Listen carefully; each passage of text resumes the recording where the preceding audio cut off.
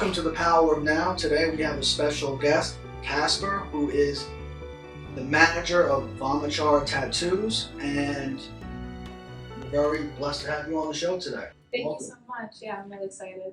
So I wanted to talk to you. Initially, I saw your Instagram page. I was intrigued by the tattoo shop, and I wanted to ask you the first question about managing Vamachara Tattoo, and like, how does that reflect your personal interest or passions? So managing the shop's really fun. It's appointment only studio, so we only get like one or two clients in a day. So I get to really have like relationships with the clients and like bullshit with them. I worked for a small family business. My family owns a pool company, so I worked there for many, many years. So it was a pretty like smooth transition from like one family business to the other, being that my boyfriend owns the studio. Um, I get to have like a lot of growth personally, especially like in the world of content. So when I started working for the tattoo shop, that's kind of when I started posting things on like Instagram and TikTok. So it gets to be like a multi-purpose type thing where I can, post anything that's related to me on the shop page and help both individually grow like together. Gotcha. And I did notice you've done really well on Instagram. I didn't see your TikTok, but I saw like on Instagram you have almost 100,000 followers. You got over 1 million views on some of the reels that I saw. So as far as that goes, what strategies and approaches have been like the most effective for your growth on those platforms? So to start that off, something really funny, how I even got onto using TikTok and growing any sort of presence was my boyfriend had made a TikTok to post his tattoos on. I downloaded the app and I was like, okay, I'll just be another follower and like for his things. I just randomly decided to put up a video and it did well, and so I just kept going. The biggest thing with like TikTok and Instagram is learning what you're doing. Just like you have to keep trying and keep learning until you figure out what's right for you. Right now, the apprentice at the shop, I'm teaching him how to, post on Instagram and TikTok. And I always recommend people finding a creator who makes things kind of like they want to make and watch their videos, watch their posts, see what captions they're using, what sounds they're using, their jokes. Look at their followers. You want their followers to follow you. So, yeah, just really, it's the more followers you get, the more followers you get. Yeah, yeah. I've seen that. It's like a lot of people will say like after you get past 10,000, it just kind of does itself after that. Like all the work goes in before the first 10,000, and then after that it just kind of does its own thing. And so I was gonna ask about the shop itself. It's an interesting name, Vamachara Tattoo. Where does that come from? So Vamachara is Sanskrit for the left hand path. So there is the umbrella terminology of like magic. There's left hand path, right hand path, chaos magic, ceremonial magic. There's so many different types. But left handed path magic is the type of practice where you like lean into the uncomfortable and you lean into like the real pains in the world. The best example of Vamachara is is a group of people called the Agori, and they are in New Guinea, I believe. Don't quote me on that. But so what they do is they lean into the uncomfortable, and with their practices, they actually participate in ritualistic cannibalism. They practice on dead bodies. They cover themselves in the ash of their dead. They spit on statues, so they worship Kali, and they spit on the statue. What they're trying to do is to basically live their life in the most discomfort and the most honest way so that they don't have to continuously being reincarnated. So it's like the quickest path to enlightenment. Mm-hmm. Yeah, that's actually a very appropriate name for a tattoo shop because, I mean, the obvious part is the pain you go through when you get the tattoo and then what comes out of it. So it definitely makes sense as a name for a tattoo shop. And if you had to pick, like, we were talking about tattoos before. If you had a very significant tattoo or the most significant out of all the ones that you have, which one would you pick to be that one? That would definitely be my back piece. So I have a giant haunted house on my back piece. And we did it at Villain Arts. It's a tattoo convention. They have it at all different cities all over the country. In Milwaukee, we went out. We did my back piece 3 days in a row, back to back to back. Damn. It was rough, but totally worth it. I was like running around, like no shirt on, pasties, thousands of people watching me get tattooed. And then we took home 5 awards. Wow. At the end of the weekend for the entire piece. That's amazing. And so 3 days. How many hours of actual tattooing each day was that for? So it was 6 hours on Friday, 6 hours on Saturday, and like 3 hours on Sunday. I mean, listen, I had like 6 hours, 7 hours, and 7 hours, but like months apart.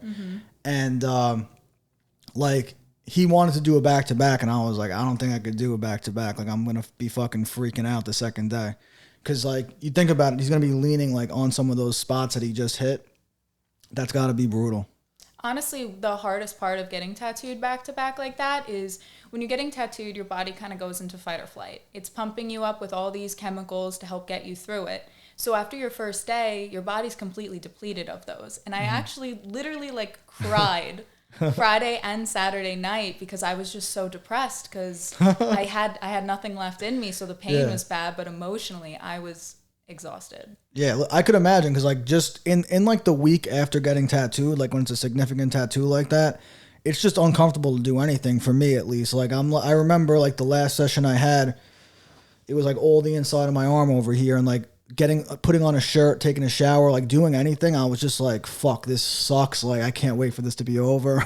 Like I thought it was worse than getting the actual tattoo, I think, because for whatever reason, when I've gone to like through like long sessions, I feel like the first like few hours doesn't bother me. It's like the last like couple hours gets a little bit uncomfortable. And like right at the point where I'm starting to like want to tap out, we're pretty much done. So it's like the actual day of is fine, but kind of like you said, like I'm just done dealing with it. And then the next day I'm just waking up and still like feeling that like discomfort. So They actually call it the tattoo flu because after you get a tattoo, it affects your immune system. Yeah, I've had that for sure. So like you can actually get sick, and then your body is just like when you get a surgery, like your body's exhausted because it's trying to heal this wound. A tattoo really is just a wound. It felt similar to me like when I got like the COVID vaccine, and like I wasn't like sick, but I was like, I felt exhausted all day and like just didn't want to be bothered with anything. I was just like wanted to be in bed. But yeah, I could definitely relate to that. We also we were talking about like mental health and personal growth a little bit, and you had mentioned that you have a dedication to understanding mental health and things like ADHD, borderline personality disorder, stuff like that. So, how has learning about those conditions influenced or shaped your perspective on life and work? I think that people, when somebody gets a diagnosis, it can affect them in three ways. They can just accept it, keep going, not look too much into it. They can use it as self-pity and blame everything about them on that and use it as an excuse, or they can learn about it and learn to use that for growth. So instead of saying, okay, well, I have BPD, so I'm black or white thinking, it's taking accountability and looking at the situation, taking a step back. Why am I acting like this? It's because of the symptom that I have. What am I going to do about it now? Instead of saying, no, it's okay, I get to do that because I have this illness. Good. I like I like that. Like taking responsibility. It's kind of like, in recovery, like they tell you, you're not responsible for your disease, but you're responsible for your recovery type of shit. So it's like, once you know, then you have a responsibility to do something about it. Definitely agree there. And also, do you think society, or how do you think society views topics related to mental health, and what change would you like to see as far as how society views these things? I definitely think that the conversations about mental health have increased for better or for worse. I think the stigma is definitely getting lessened, especially with social media, is you read about some things online and you never meet a person who actually has like borderline personality disorder for a reason. For an example, that one has a lot of stigma that those people they're bad people, they hurt people, when in actuality people with BPD hurt themselves. They're way more of a danger to themselves than anybody around them. I think that the increase in social media kind of lets people to see like what these people actually are and what they actually look like, rather than just reading, some random Reddit post about a dude who got dumped by a girl with BPD. Yeah. Do you think people overuse the terminology like narcissist personality disorder, borderline personality? You think that stuff gets overused because of social media at the same time? Yeah, no, absolutely. I think so. Most, not illnesses like BPD, ADHD, autism, those have like symptoms that most people experience. The difference is that I don't think people realize there's around 9 symptoms of borderline personality disorder, and you need to reach like 7 out of those 9 to get the diagnosis. But one of them is fear of rejection. Everybody feels fear of rejection every now and then, but it's the chronic aspect. And that's one that people always overlook. So then people are quick to diagnose themselves with certain conditions because they feel that sometimes. It's the chronic issue. It's feeling those things all the time, and that's just not something people even talk about. Gotcha. So it's like a spectrum. And, you know, I was in therapy at one time, and I remember the therapist was talking about, I guess she said I had traits of something. I forget which diagnosis it was. She was like, you have these traits, but it doesn't mean that you're diagnosed with this disorder, you know? So you could have traits of a disorder without being diagnosed with that particular thing. That's kind of like how I relate to that. Yeah. And then, so we talked about like the stigma, and then as far as like being in recovery, how do you see that play into, how do you see that play into, first of all, like your personal life, but also how you view, like mental illness and mental health? So back when I was still, drinking and using, doctors all the time, therapists would always tell me, like, your drinking and your drug use is making this worse. And I would refuse to take that as a solution. I would be like, no, thank you. Give me some, like, medications that are absolutely horrible and rot my brain. Right. Like, let's try those first before I even think about trying to cut out any sort of drugs or alcohol. And, you know, alcohol's a depressant. And then any sort of drug that's an upper gets you up, using what you already have in you. And so then you crash even harder after. So that once I got sober, there was like a huge difference in my mental health, because the drugs and alcohol like create a huge fluctuation in not only like how you feel, but like how you feel on like a molecular level. So once you take that out of the picture, it gets you kind of more able to understand what your true baseline is. Absolutely. I think a lot of people jump right into getting medicated, and it's I don't know if it's changed now, but I got sober in 2014, and when I first got sober and I got out of treatment, they sent me to an outpatient, which I was mandated to, and the first thing they did was they sent me to a psychiatrist who gave me like multiple prescriptions.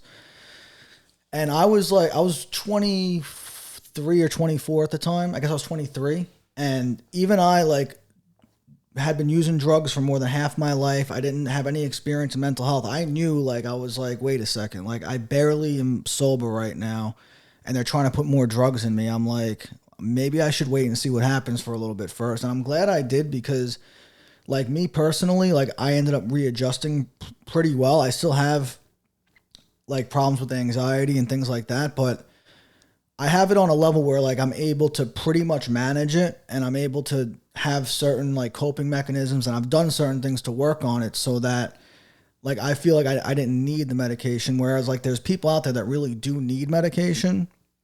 And I just think that if you take it and you don't need it, you're doing yourself a disservice. That's just my experience on it.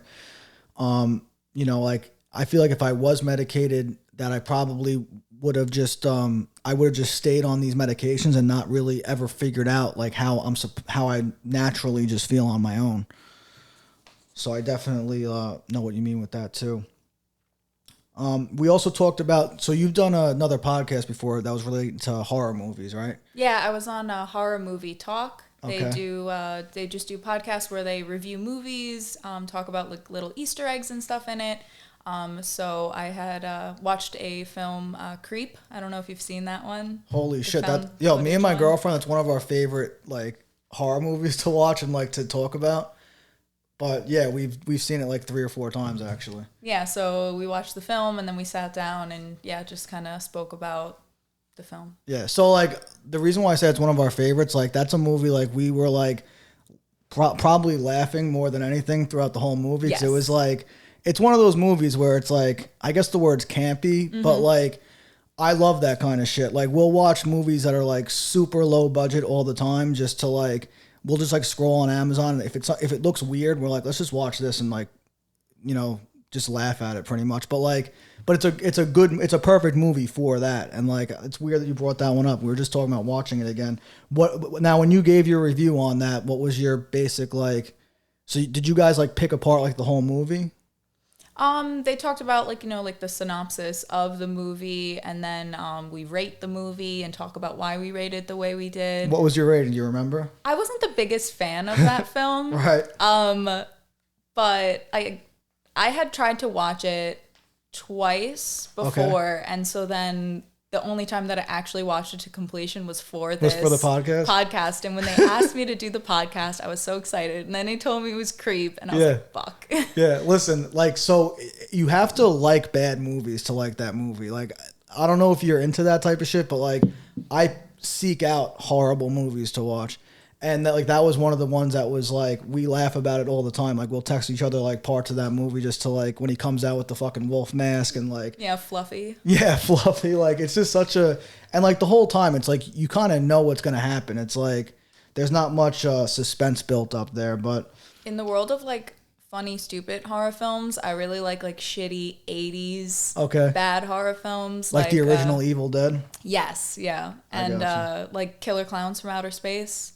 I've seen that years ago, but yeah, you know what? So the thing is, I'm a big movie guy, and horror is like not up on like my highest list of genres, but like I do like them. You know what I mean? It's kind of like one of those things where it's like I'm such a big movie buff that like, even though I don't consider myself the biggest horror movie fan, like I could sit down with horror movie people and have a conversation. You know what I mean? Like I don't know if do you know Mark Biv and Billy, I forget what Billy's last name is, but he's around the same circles as us, and he like they used to do a horror movie podcast. But they're like huge horror movie fans. I'd like sit there and have conversations with them about the same type of thing, but then they would like outclass me, and I'd be like, all right, I'm gonna walk away from this one now. So what was I gonna ask about? So do you think horror movies, as far as the way that they delve into like your deepest fears and vulnerabilities, do you think there's a therapeutic element in facing those fears through films? I definitely, yeah, absolutely. I think that when certain people watch certain films, they can see themselves in certain actors and situations. And when things happen to us, we can't help but play out how the situation could have been different in different angles. And I feel like for better or for worse, horror movies can give people that angle and that understanding. Sometimes it's like so frustrating when you're watching like shit just unfold and you're like, bro, don't fucking go down there. Like, don't fucking go. And then he just goes down there and just gets stabbed in the fucking chest, you know? Well, it can parallel more than just like the actual things that are happening, you know what I mean? And you can pull that into yourself. So like, a situation where one of the characters keeps like walking into these horrible situations, is completely oblivious that their friend is actually the killer, and people can parallel that into like things that they have going on in their life and things that they're ignoring and blissfully ignoring. Okay. What would be a horror movie that you first saw that made you like fall in love with the genre? So the first horror movie I ever saw in theaters was the first Paranormal Activity. And nice. I remember when the coming attractions came out, they were just doing recordings of people watching it in the film. Yep. They were talking about how people were running out of the film screaming. And so I went with a group of my friends over to Cora Movie Land. And it was just fun, you know what I mean? It was jump scares, you get scared, you laugh, everybody's freaked out. And just laughing and having fun together. And I feel like that was like one of the first things that pulled me into horror, is that the adrenaline and like the fear, but the fear being fun. Yeah. How old were you when that came out? 11, 12. Okay. I was just, because in my head I was like, I feel like that's a semi-recent movie, but at the same time it's not that recent. I'm like probably dating myself by thinking that's what. Do you know what year that was? I don't even remember what year that came out. I can look. Brett, Yeah. you want to fact check? Yeah, fact check me here, because I'm gonna guess. The like first paranormal activity. 2009. I might even be given generous there. I don't know. 2007. 7? All right, so 2009. I wasn't that far. I wasn't that far off. Yeah, that was a good one. I remember like the marketing for that was fucking awesome because they just showed like you said, everybody in the theaters freaking out, and like that made everybody want to go out and see it. And for me, I was like, this is like the new Blair Witch Project. That's what I first thought about it, you know. And they made that on a super low budget. I remember hearing all about it because at that time I was majoring in film. I should have remembered this. So I was like in college majoring in filmmaking, and like they talked about all that, like how they marketed that film and how they made it on such a budget. I think they were student filmmakers from like UCLA or something. That's a great movie. And something else that we were discussing too, this relates to a reel you made on Instagram about how people accept unsolicited money on Instagram and how you personally don't do that. Can you elaborate on like basically where you came to that conclusion? So the video that I posted is I was just talking about how the world that we live in right now, everybody feels so comfortable sending and receiving money from random people online. And I'll get messages from people that'll just be like, what's your Cash App? What's your PayPal? Oh, you're so hot. Like, I want to send you money. And when people say something like that, they're not formally asking for anything in return. Versus, you know, a lot of people do sell different types of content. People message them for it. They pay money. They get the content in return. So it's a direct exchange, mutually understanding of what you are getting when you are sending this money. When there isn't that double-sided communication and somebody's just saying that they want to send me money, they're having conversations with themselves in their head, and they have expectations on what that money means, and I don't know what it means. So people think it's just this free, easy, quick money, but you know, as I was saying in the video, that how there's no such thing as free money, and in the illusion of that free money, like, you are the product. Right. Yeah, and that's one of those things where I think sometimes people either choose to ignore the obvious, or they might just be really oblivious. But I just feel like it's one of those things where, you know, obviously nothing is free in life. So like what's really coming out of this? And, you know, you got to think if somebody's offering you money, they're getting something out of it, even if they're not telling you what it is. So I definitely agree with that. I thought it was an interesting, I've never seen anybody just like bring that up publicly. So I was just like, I was intrigued by the video itself and where that came from. Another thing kind of with that is how people ask me all the time, like, why don't you have an Amazon wish list? So an Amazon wish list is you put it up, you put what you want up on there, and people will randomly buy it for you, and it gets sent to your house. And it's that same thing, and it's that same mentality as to why I don't do that. Like, why would a random person just want to buy me a pair of shoes that I had up there? Not out of the goodness of their hearts. Yeah, probably not. No, it's either out of some sort of fetish that I would then be playing into by accepting it. Or a lot of people, when they send you money online, they feel like you now owe them something in return. Right. Not financially, but I just bought you all this off your Amazon wish list, and now you're not answering me. Yeah. And then they get aggressive. That makes sense. And I get that of, you know, they feel like you owe them a conversation. Now, if you were, like, I've seen women that have that on there, but I've seen also like podcasters, comedians, stuff like that. They'll do something like if you support the show, and they'll have a wish list. I've seen it where it's like equipment for the podcast, things like that. If you were doing, I don't know, like, cause you manage a tattoo shop right now, but if you were like, if your sole business was making content and you had like a Patreon account for like a podcast or something like that, that would obviously be different because then they're fans of the show. But you're saying just because all you're doing is just posting content on there, and there's not like an agreement where it's like I'm consuming content and I'm getting, like on Patreon, you get like extra videos or extra podcasts and stuff like that. In that case, there's like a contract that you're agreeing to and the person who's spending the money is agreeing to. But because you don't have any type of contract in place, that's why it's, it's no good. Even if like, for example, I had my own podcast and I had an Amazon wishlist up that just had, headphones, recording material and items like that, like I probably still wouldn't do that. Okay.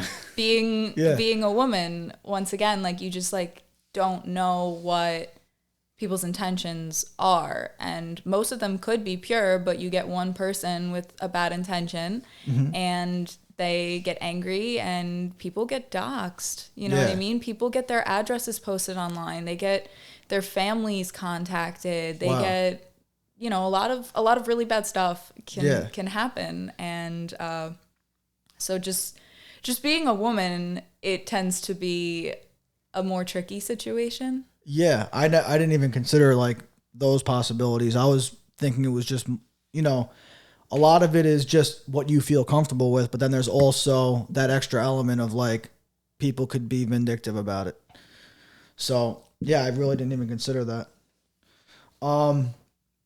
So social media, obviously it's a double-edged sword when it comes to topics like sex work. So how do you navigate the balance between authenticity and maintaining boundaries? So that's really interesting. I feel like we live in a world where boundaries don't exist, especially online, because people just push other people's boundaries without any ramifications. We're anonymous accounts commenting whatever they want and never looking back, never thinking about it again. I like to try to have like some transparency on my account. So like I have acne, so I try to post about my acne and what my skin normally looks like. Talking about mental health things, body dysmorphia things, because online you really only see like, the best of the best of people with filters on and makeup on, and they're only showing, photos and videos of them on a good day. And so I try to have the authenticity in that. Another way that I try to stay authentic with my content is if I ever do any sort of sponsored work. I've worked with like bands and artists previously, or different brands. I won't use anything that I genuinely don't like. Gotcha. If I hate an artist, and I've had this happen, like an artist I just did not like their stuff, hit me up, wanted to pay me to use a song in my videos, like I won't do it unless I actually like and support the thing. That makes sense. Yeah. That definitely makes sense, because it's easier to be like, even if you're in sales or any type of marketing, it's a lot easier to push something that you actually believe in. I find that people that don't, like, I'm in sales, so I find that people that don't believe in their product have a much harder time selling it than people that do believe in it.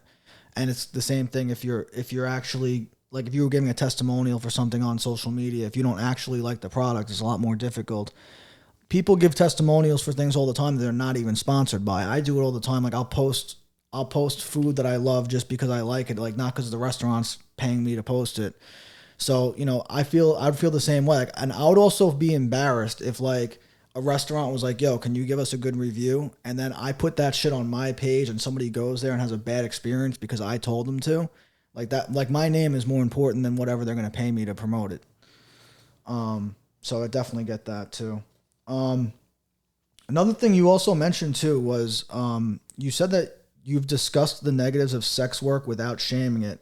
So can you elaborate on like, well, first of all, have you had any backlash, just even without shaming, have you received backlash just from speaking of the negative aspects of sex work? Yeah, absolutely. Backtracking to when we were talking about the video that I posted about, there were many people in the comments. The best comment I got was somebody told me that I was privileged because I could deny money from random people online. It doesn't matter what you post. People are going to somebody is going to have something negative about it. I post a video about like motorcycle safety and what to wear while you're riding, and somebody got offended by it. Of course. So in videos like that, especially, it's a very touchy subject, because nobody talks about the negatives of it. And a lot of people attack people in sex work already. They harass people for it a lot online. So when somebody says anything that could be remotely taken as negative, people are already jumping on them for it. Right. I've seen that too. I've seen lately in my feed, I've been filled up with these pages that are posting basically guys that are shaming girls that are on OnlyFans, like, and it's not like it's dirty or disgusting, but it's a lot of guys that are like, oh well, anybody could just post a picture shaking their ass to make money, and it's like, to me, it's personally, it's either you like it or you don't like it. I don't feel the need to like go online and talk about, like, it's not that important to me. It's not that deep. So like, why am I going to sit here and talk shit about how somebody else makes a living? Like, I'm not the one paying their bills. It's not my job to tell them if they're doing the right thing or not. If anything, I do think it's important though that people that are making their living that way are realistic about how they spend the money that they're earning, because there's going to be a timeline on it. And I'm not saying because you're going to get old and you're not going to be able to do it, but who knows if OnlyFans is still going to be lucrative and things like that are still going to be lucrative 20 years from now. And if you only make money for 10 years, that's not enough to live the rest of your life unless you're really smart with that money. So there's going to be a lot of girls that are making 6 figures a year for the next 10 years, and then 15 years from now they're going to be fucking broke. And I've met guys that were stockbrokers making $500,000 a month who are fucking broke in their 50s. And that's a scary place to be, because you're used to being able to spend money like water, and now you have to support a family and you can't do it. So I think if there is a conversation that needs to be had with people, it's like, yo, be smart with your money if you're making it that way right now. But like, what do you think about, like, how can society better support and understand sex workers without resorting to judgment? I think it just comes down to people needing to learn to respect other people's choices and decisions as long as they're not hurting other people. Absolutely. I don't do sex work. I don't pay for porn or anything like that, but I'm supportive as hell to people who want to do that. Yeah. I just think that there is more education that could be out there Right. for people on what these dangers are, because Right. it is marketed as this really quick and easy money. Yeah, and you brought up like such a good point, just to go back to it again, about how people can feel vindictive about something that they didn't even know that they were signing up for. So people think they're taking free money, but again, it's really not free. Like, you're going to owe somebody somewhere down the line for it, or they're going to think that you do. It's like if somebody does a favor for you and you're assuming you're even, and now they're going to Yeah. expect something back. Yeah, like the mob, like prison, all that type of shit. They'll do something for you that you didn't ask for, and then you accept it, and then the next day, they put a Snickers bar on your pillow. Next day, they want 3 Snickers bars and a new pair of fucking socks or some shit. Who the fuck knows? But it's you know. So going back to going back to Vamachara Tattoo. So, can you share a moment or interaction from the tattoo shop that has stayed with you as a significant moment, and why? So when I first started getting tattoos, obviously people in my family weren't in love with it. I was the Okay. first one to ever get a tattoo. So I started getting a few, and my mom was very against it. She didn't like it. She hated it. My grandma didn't like it either. I came home with like a giant like bicep piece, and my grandma's reaction was, well, at least you can still wear long sleeves to your wedding. Go about a year later, my grandma's telling me about how she always wanted to get a rose tattoo, but her ex-husband would never let her do it. So my mom turns to my grandma and says, okay, so then let's go get it done. And my mom's like, oh, I'll get it with you. And I was like, oh, I'll get it too. My grandma's like, oh, I don't know. My mom turns to my grandma and she goes, you can either get it with us right now or we'll get it for you as a memorial when you die. Which was funny as hell. But now my grandma has that tattoo. And then Wow. a few months ago, she got a dragon tattooed on her bicep. Wow. And now she wants to get a snake. My mom has a few pieces. My dad has a few pieces. My brother, my cousin. Holy shit. So I think it's really cool. It's something that like a lot of families tend to go through, where they have this like strict like stigma in their head, and how my mom can go from hating them to seeing the beauty in them, and just like even understanding where like my mindset is around it. That's amazing. I think that in 2023, there's a lot of people that have turned a corner on like just accepting tattoos in general. I think there's still a long way to go, but I've seen a lot of people, even in my family, that I never thought would ever get a tattoo, and then now they have like memorial pieces and things like that. And I mean, not that I had anything to do with it, but it's interesting to me to see that happening. And you know, my family's still not. I don't think my mom or dad will ever get tattoos.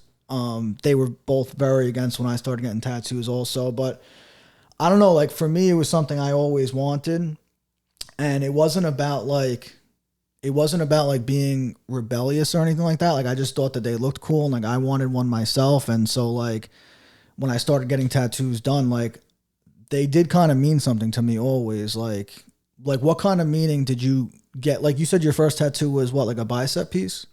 No, so my first tattoo was actually a La Dispute logo and quote in it. Do you know the band La Dispute? I don't. Oh, they're like a post-hardcore type emo band. Okay. And it's so it was like a mental health tattoo for me. Okay.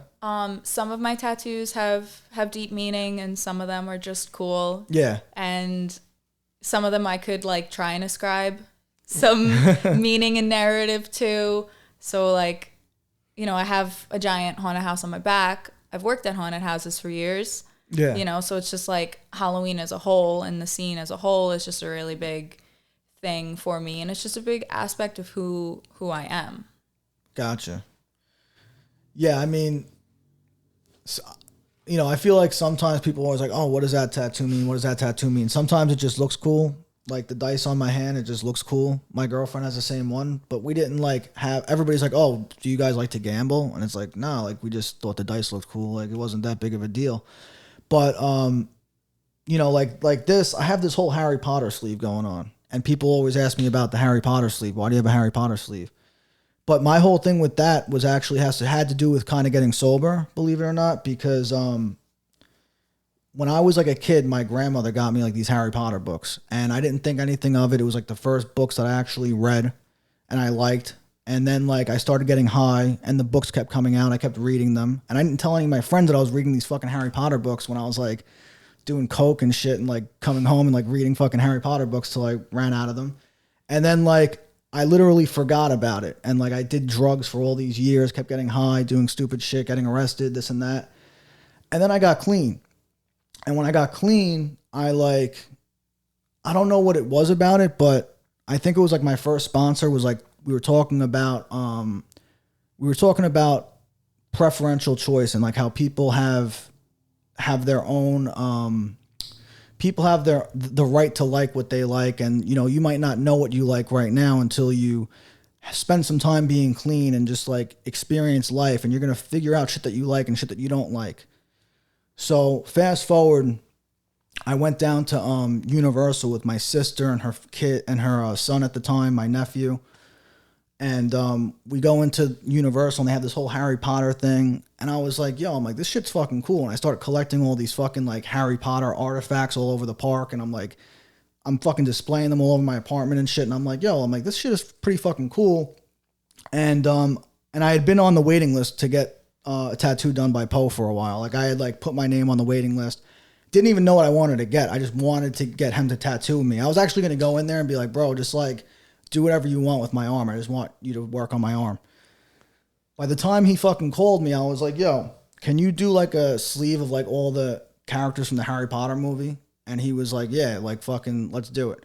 So that's kind of where that came from. I was just like, I figured out some shit that I liked, and I was like, let me just put this shit on my arm. I got a sick fucking artist to do it, and now it's there. And like, you know, people ask me about it, and it's like, I don't ever get into that whole fucking story. I'm just like, yeah, I like Harry Potter. Like, I'm not going to sit here and explain a whole fucking story about it, but that really is what it means to me. And then like I said, other shit is just like random shit, but you know, it could mean something really deep, and it could just be nothing. It is funny when people come up to me, and I have a lot of tattoos. I have my entire back and chest, a sleeve. I got my legs done.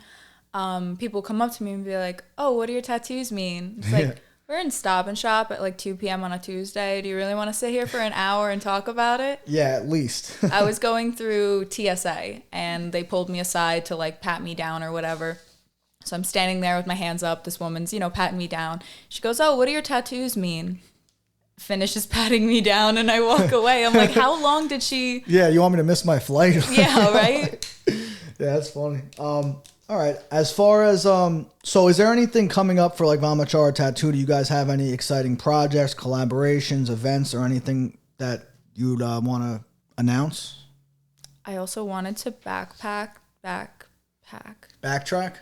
I knew what you meant. I wanted to back. We can do this, and then I wanted to backtrack too. Yeah. I have like a mental health tattoo that's like pretty cool that we could talk about. Let's get into that first. Yeah. Okay.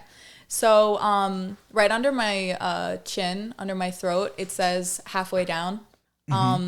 Preface, suicide, trigger warning things. So there is this poem. It's from the show BoJack Horseman. Have you ever watched or heard of it? I've watched a couple episodes, yeah. Okay, so it's like in the second to last episode, one of the characters jumped off a bridge to kill himself. And in this episode, they're in like the afterlife and they're all talking, and one of the characters reads a poem, and it's called A View from Halfway Down. And the poem just kind of talks about how when he jumped, he regretted it because if only he could see what the view from halfway down was. And for me, with my mental health things, my preferred way that I had planned to kill myself was with a noose. So I put the tattoo right here because that's where a rope would sit. So it's just like a reminder, like the final last, potential saving is putting that tattoo right there on my throat. That's I'll say two things. First of all, actually, I didn't realize BoJack Horse. I didn't realize that was such a deep fucking cartoon. Like I saw like 2 episodes when it first came out. I just didn't know it was that introspective. So I'm gonna have to give that another look. But that also reminded me that there's this documentary. I can't remember the name of it, but these guys set up cameras near the Golden Gate Bridge for like a year. And their whole thing was they were trying to, I don't know if they were trying to save people from jumping off or just like catch them. I don't remember what the point. I think they were trying to save people or at least talk to people, whatever the thing was. But they interviewed a bunch of the people that were like about to jump off. They saved a few people from jumping, and they got like, what they would do is I guess they would call for like not the police, but like mental health workers to come down and like talk to people when these things were happening. But they also interviewed, I forget how many survivors there were of people that have attempted to jump off the bridge, and like every single person that jumped off and survived, all of them said that like as soon as they jumped, they regretted it. And that's like, that reminded me of that when you said that. It was, I'm going to put the name of that documentary in the description because it's really fucking powerful, actually. I watched it years ago, and it was basically that same point, though. It like talks about people who have survived suicide attempts and like what their thoughts were like when they realized what they just did. When I was in the psychiatric hospital one time, I had met a guy who he was in there. He had just gotten discharged from like the hospital part of it and was now in the psych center part of it. And he had jumped off a bridge to kill himself, and he broke both of his legs. And him and I were talking about it, and it was a really crazy conversation to have. Like, yeah, it was incredibly beautiful. And like at the end of the conversation, while we're talking, I'm like, talking about my dog and how I missed her. I wanted to get home to her. And at the end of our conversation, he just like looks at me and he goes, "I'm happy you're here, and I'm happy and you're." At the end of the conversation, he just looks at me and he says, "I'm happy you're here, and your dog is happy you're here." And I was like, fuck. Yeah. That's so crazy. I mean, just like thinking about, I've never been like, I've had suicidal ideations. I've never like done anything, but it was more because I was so miserable in my life and like just where I was in my life. It was more so that I just didn't care if I lived anymore. And like I remember having those thoughts like I wasn't thinking clearly when I was shooting heroin every day. Like I wasn't thinking about anything clearly, but it was like, maybe a couple weeks or a couple months maybe a couple of days after like just like waking up and just everything just kind of like hit me like a blur, like of what I was doing and like the situations I was putting myself in, and just the fact that multiple times a day, like it could have just been over. And for some reason, like I just started like literally like picturing my family like standing over my fucking casket and like having those thoughts afterwards and realizing like, holy shit, like I'm still alive, first of all. And like I still have like so much, God willing, I have so much time like left here and like things that I could do and things that I could accomplish. And it's like, it's crazy how like when things are that bad, you don't think about how you affect other people.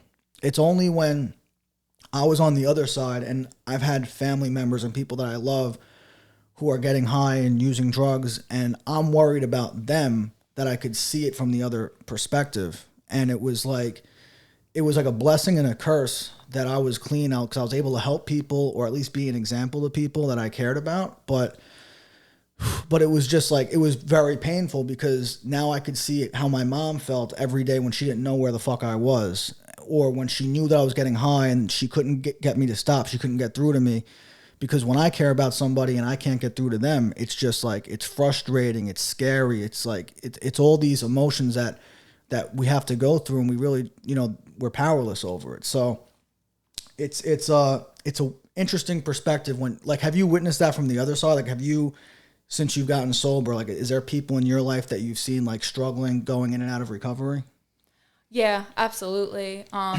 It can get really frustrating, especially when you're sober and you see how they're living and how they're doing, and you know for a fact that they can get better, and I've had a couple people since getting sober from like my groups I used to party with, like reach out and want help getting sober. Yeah. One of which he has like about a year and a half sober right now. He reached out and said, "Hey, I want some help." I introduced him to a bunch of my other sober support friends, and he's seriously thriving and living a great life. And I've been friends with him for like 9 years, and our friendship in the past year and a half has been stronger than it was the entire time. But I've had a bunch of other people that hit me up and wanted help, and I had this one friend. I took him to detox 2 or 3 times. I took him to rehab, and nothing stuck, and it's really hard. Yeah. And if he reaches out again, I can be there for him again. Right. But it's like sometimes you want to shake somebody. Oh, yeah. And be like, you don't have to do this. Yeah. But then something you have to remember, and something I have to remind myself too, is that saving them isn't going to stop what had happened to me. Oh, yeah. Yeah. Absolutely.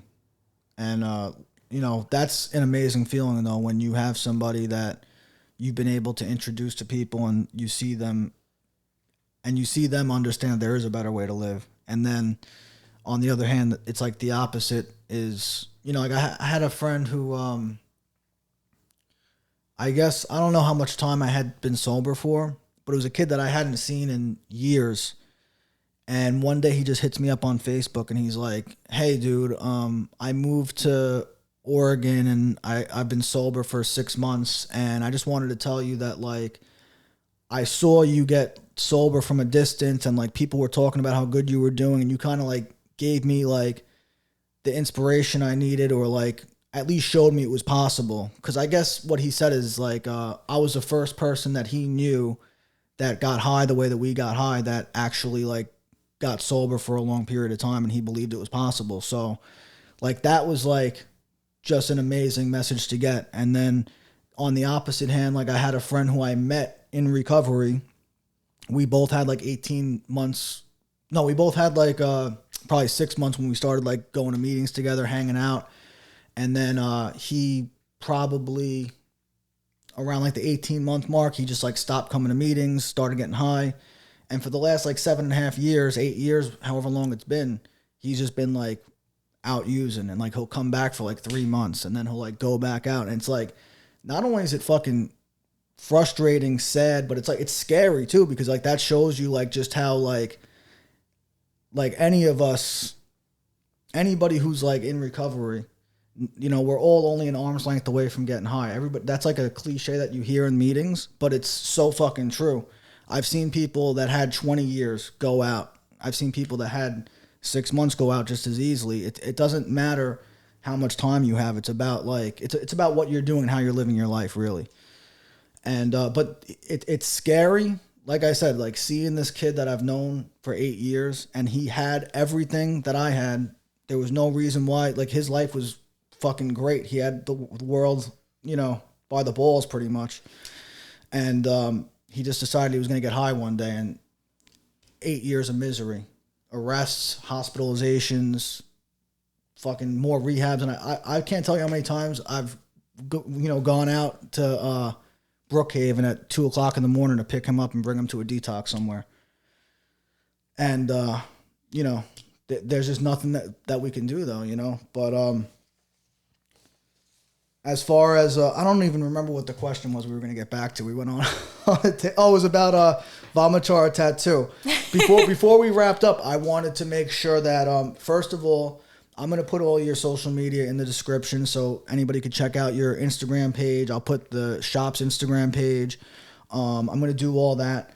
But I also wanted to ask you, is there anything in particular coming up for Vamachara Tattoo? Any projects, collaborations, or events that you wanted to speak about before we wrapped up?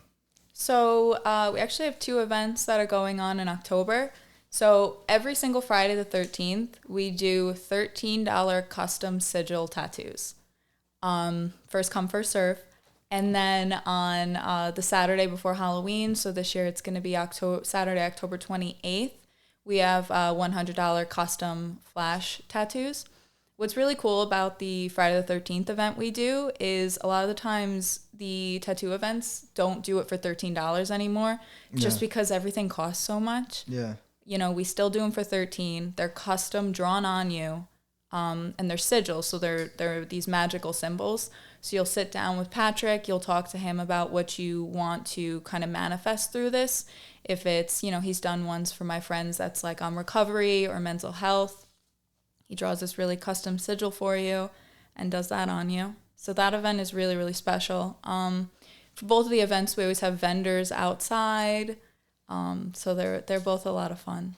Nice. That's awesome. So thank you for doing the podcast. And, I'm going to give a little bit of, so what's it's Spooky Tooth. Spooky Tooth on Instagram is the same thing for TikTok? Yes. All right. So we had a lot of fun with Casper tonight. If you guys want to make sure you don't miss the next episode, subscribe. We have a lot of good guests coming up in the future. If you have anybody that you want to suggest to have a guest on the podcast, leave a comment and let me know. And we'll do our best to get them on here for you. Thanks for watching. Thank you so much for having me on.